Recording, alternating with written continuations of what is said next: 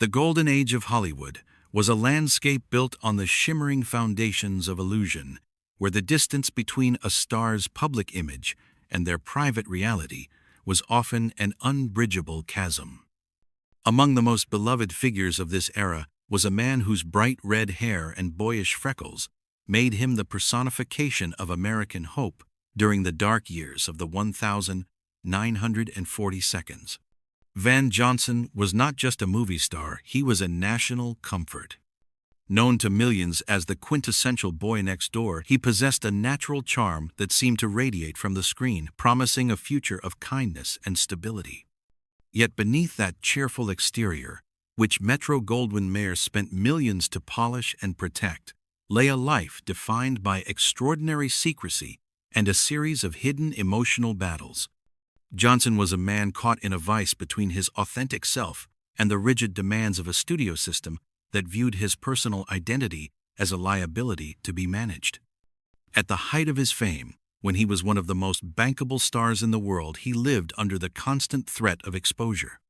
To the public, he was the ideal romantic leading man, but behind the scenes, he was navigating a world of lavender marriages and coded relationships. His story is a poignant reminder of the resilience required to survive an industry that demanded absolute conformity in exchange for immortality. We are not merely looking at a career of a famous actor, but at the quiet courage of a man who endured personal struggles behind the scenes, while continuing to give audiences warmth and hope. During an era when honesty could destroy everything you worked for, Johnson had to fragment his identity to succeed.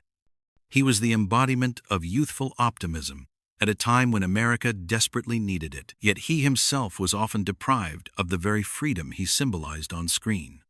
Today we peel back the layers of the MGM machine to explore the quiet courage of a man who spent decades in the shadows. We will uncover the truth behind his sudden marriage to his best friend's wife and the secret fraternity of actors who shared his burden. This is the untold story of Van Johnson, a man who was loved by millions but allowed to be truly known by almost no one. As we journey through his life, we see a man who was essentially a property of a studio system that demanded he never slip and always smile, regardless of the internal cost. The pressure of maintaining this facade was immense, especially for someone who felt the weight of his public image every single day. He was a friend or brother to the audience, but to himself he was often a stranger, living a life choreographed by publicists. The tragedy of Van Johnson is not that he had secrets, but that the world he lived in made those secrets a necessity for survival. By examining the specific men he reportedly loved and the artificial nature of his highly publicized marriage, we gain a clearer picture of the human being behind the movie star. He eventually reclaimed a part of himself, long denied by the era that made him a star, but that journey was long and fraught with fear. We will look at how he navigated the rigid morality clauses of the 1,940 seconds and 50 seconds, and how he eventually found a way to speak his truth in the twilight of his life. His legacy is one of endurance and the enduring power of the human spirit to seek love even in the most restrictive environments. Join us as we go beyond the smiles and the red hair to find the real Van Johnson. To understand the man who became an icon of optimism, one must first look at the loneliness and hardship that shaped his early years. Van Johnson was born Charles Vanell Johnson in August 1916 inches, the coastal town of Newport, Rhode Island. While the town was known for its wealth and summer estates, Johnson's beginnings were far more modest and marked by a profound sense of instability. His childhood was shadowed by the loss of his mother, Loretta Snyder, who encouraged his interest in performance but left the family when he was quite young. This loss left a deep emotional void and forced him into a complicated relationship with his father, who raised him following his mother's departure.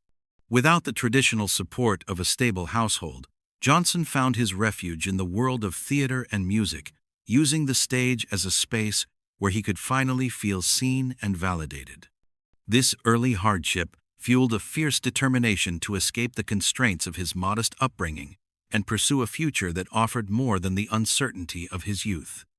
As a teenager, he gravitated toward performance, developing a love for acting that would eventually shape his entire future. He moved to New York City to pursue a career on Broadway, working diligently in chorus roles and minor parts to gain valuable stage experience. These early years in New York were not glamorous, but were defined by long hours, uncertainty, and financial strain. However, Johnson's perseverance paid off when Hollywood talent scouts noticed his boyish good looks and natural stage presence. His transition to film stardom came after signing with MGM, the studio that would eventually define his career and control his life. He was initially cast in small roles, but his breakthrough arrived during World War II, when his clean-cut appearance and relatable demeanor resonated deeply with American audiences. Unlike the rugged or cynical heroes of other eras, Johnson represented the everyman who was kind, approachable, and emotionally transparent. This quality made him especially effective in wartime films, where he portrayed soldiers not as invincible warriors, but as human beings shaped by fear, friendship, sacrifice, and love. Yet even as he moved toward superstardom, he carried the weight of his upbringing and the emotional isolation of his early years. The need for approval that drove his career also made him vulnerable to the control of the studio system, which demanded conformity and left little room for individuality. He arrived in Hollywood not as a rebel, but as a professional who had learned early on that the world could be a cold and unforgiving place if you did not play the part expected of you. By the time he became a major box office star, he was already a master of adaptation, a trait that would both elevate his career and trap him in a lifelong performance of a different kind. The studio invested heavily in cultivating his wholesome, all-American charm, and Johnson found himself living a life that was increasingly disconnected from his own internal reality.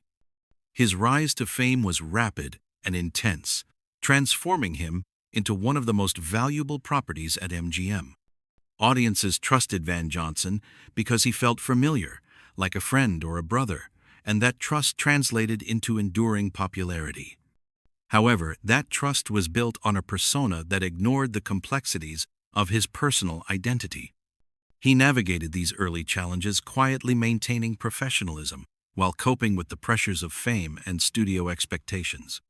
The boy from Newport, who had once sought refuge in theater, was now a prisoner of his own success, living under the constant surveillance of the most powerful studio in the world. This section of his life illustrates the paradox of his career. He found the success he craved, but at the cost of the authenticity he needed. His early life of determination and hardship provided the tools for his rise, but it also left him uniquely susceptible to a system that offered security in exchange for silence. In 1943, just as his star was beginning to rise, Van Johnson faced a moment that nearly ended his life and inadvertently solidified his place in the hearts of the American public.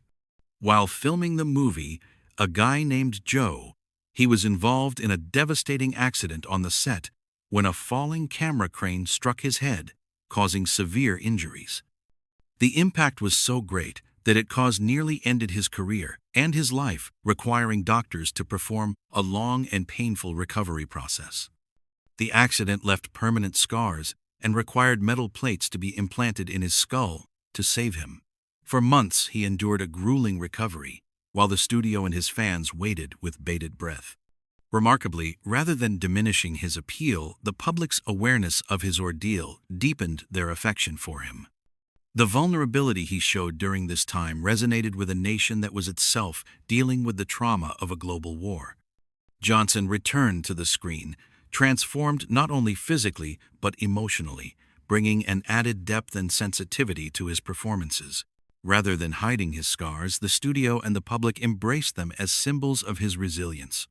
This period coincided with the height of his popularity as he starred in films such as 30 Seconds Over Tokyo, Battleground, and The Caine Mutiny, which showcased his versatility and emotional honesty. His characters frequently emphasized loyalty, moral integrity, and emotional honesty traits that aligned closely with his public image. Because of his injuries, he was unable to serve in the military, but his portrayal of soldiers as human beings, shaped by fear and sacrifice, made him a hero to those at home.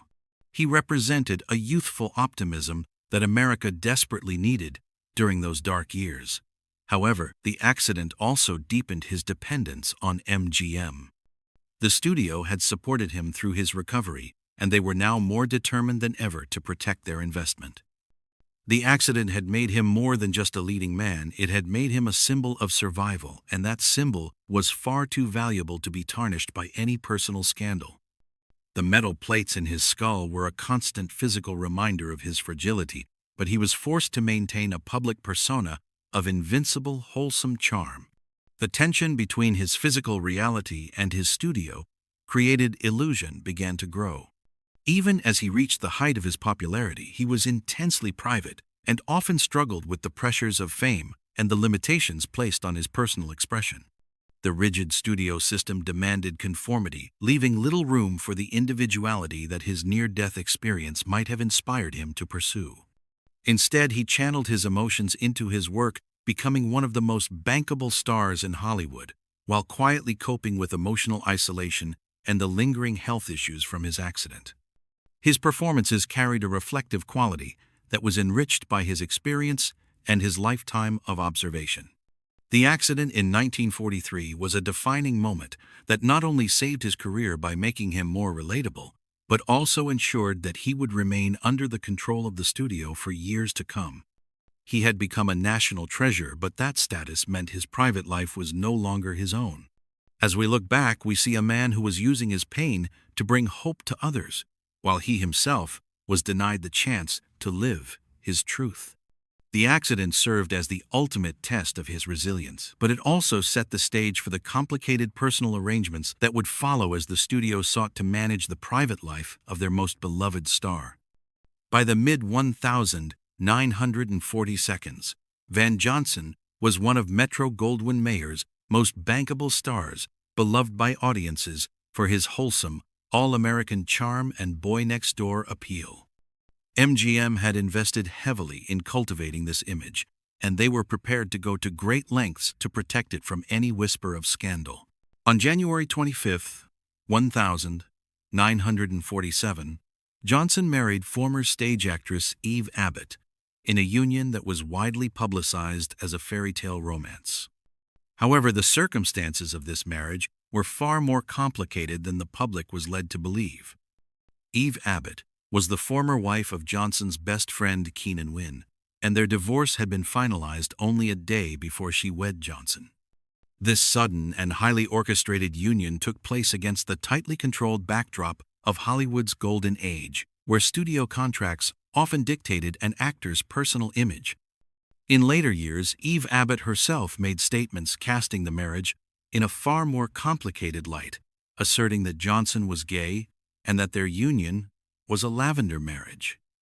Such arrangements were common in mid-century Hollywood, designed to present a heterosexual facade and suppress rumors that could destroy a star's career.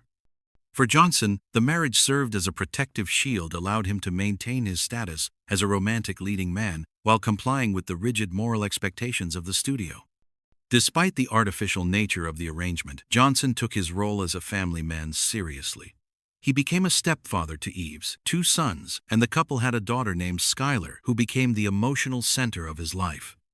By many accounts, he was a devoted and affectionate father, deeply protective of his daughter and sincere in his efforts to support his blended family. Friends recalled that whatever complexities existed in his marriage, his love for Skylar was genuine and enduring. However, the pressures of maintaining a polished exterior while living a life of secrecy began to strain the marriage. The rigid studio system demanded total conformity, leaving no room for vulnerability or the expression of his true identity. Johnson navigated these challenges quietly, maintaining his professionalism while coping with emotional isolation. The marriage to Eve Abbott was part of a larger strategy by MGM to manage Johnson's image and preserve his box office appeal. Johnson later hinted at the artificial nature of many Hollywood marriages, noting that while some people married for love, others married for protection. His life was a studio-created illusion where his every move was monitored to ensure he remained the embodiment of wholesome masculinity. Behind the scenes, he was living under the constant pressure of studio surveillance which monitored his social life and romantic appearances. The Lavender marriage was a trap that allowed him to keep his fame but required him to fragment his identity. As the 1,940 seconds turned into the 1,950 seconds, the strain of this double life became increasingly difficult to manage. Johnson was a man caught between the genuine love he had for his daughter and the manufactured life he shared with his wife. This period of his life highlights the immense personal cost of Hollywood stardom during the Golden Age, where a star's career could be destroyed by a single whisper of the truth. Inside the hidden corridors of old Hollywood, Van Johnson was part of an unspoken fraternity of actors who shared similar hidden lives. These men were bound by a silence that was necessary for their survival in an industry that considered homosexuality a career-ending scandal. In rare private conversations late in his life, Johnson reportedly acknowledged that he had romantic relationships with other men during the golden age of Hollywood, naming specific actors he dated while living under constant studio surveillance. He once admitted that he did not have the luxury of being honest, because in those days, honesty could destroy everything a person worked for. Among the men Johnson reportedly mentioned was Montgomery Clift, another MGM star whose sensitive screen persona masked deep personal turmoil. According to accounts attributed to Johnson, the two men shared a quiet and emotionally intense relationship that existed entirely out of the public view. Johnson allegedly described Clift as someone who felt everything deeply, making him both irresistible and dangerous to himself. Their connection was rooted in a mutual understanding, as both men were trapped by expectations they could never fully meet. Johnson also spoke of Tab Hunter, a younger actor who rose to fame in the 1,950 seconds and later confirmed his own homosexuality. While Hunter was forced into studio-arranged romances to maintain a heterosexual image, Johnson reportedly remarked that Hunter was sweet and scared, and hated the pretending most of all.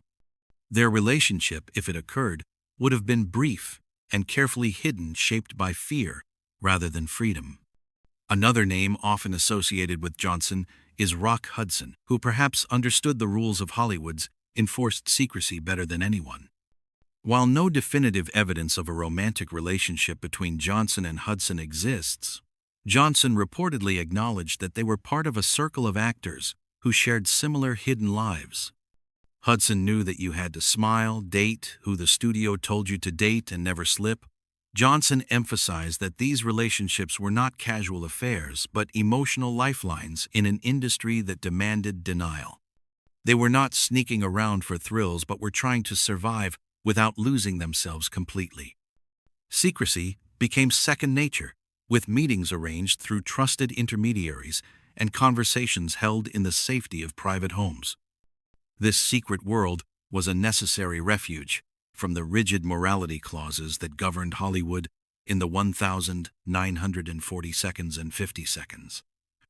Johnson understood better than most that being openly gay was simply not an option for a star under contract at a major studio.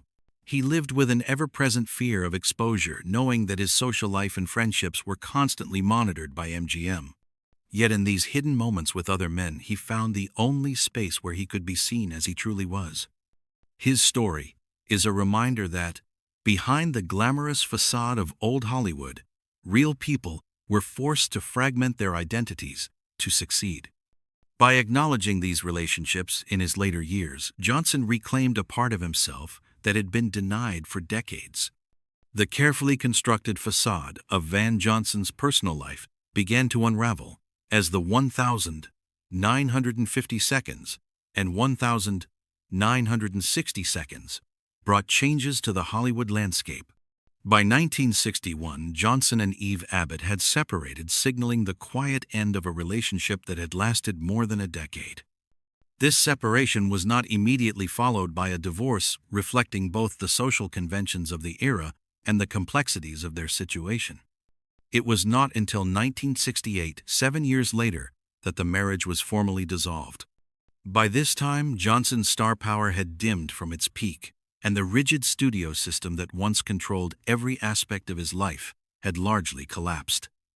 This shift allowed for more openness, though still limited about the personal truths that stars had long been forced to hide. In the years following their divorce, Eve Abbott made statements that cast their marriage as an orchestration by MGM to suppress rumors about Johnson's sexuality. As the industry evolved, Johnson continued to work steadily in film, television, and theater, including Broadway and touring productions. While he was no longer the major box office draw he once was, his commitment to acting never wavered. In his later years, he found a renewed appreciation among fans who admired his legacy and the grace with which he aged in the industry. His later performances carried a reflective quality enriched by his decades of experience and observation. He seemed less interested in scandal and more focused on historical honesty as he looked back on his life.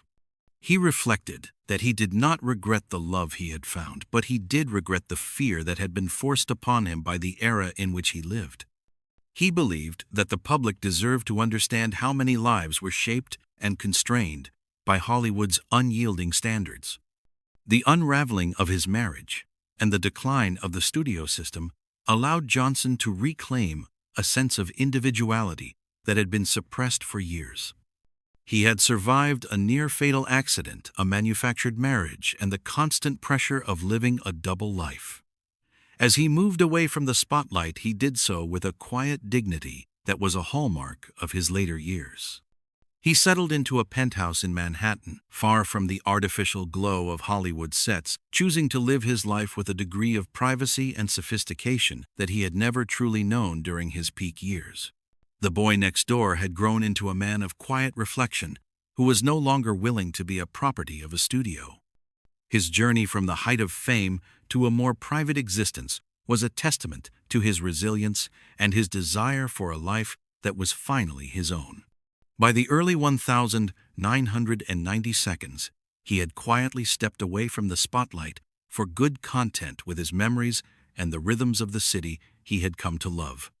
The unraveling of the facade was not a collapse but a liberation, allowing him to live the final chapter of his life on his own terms.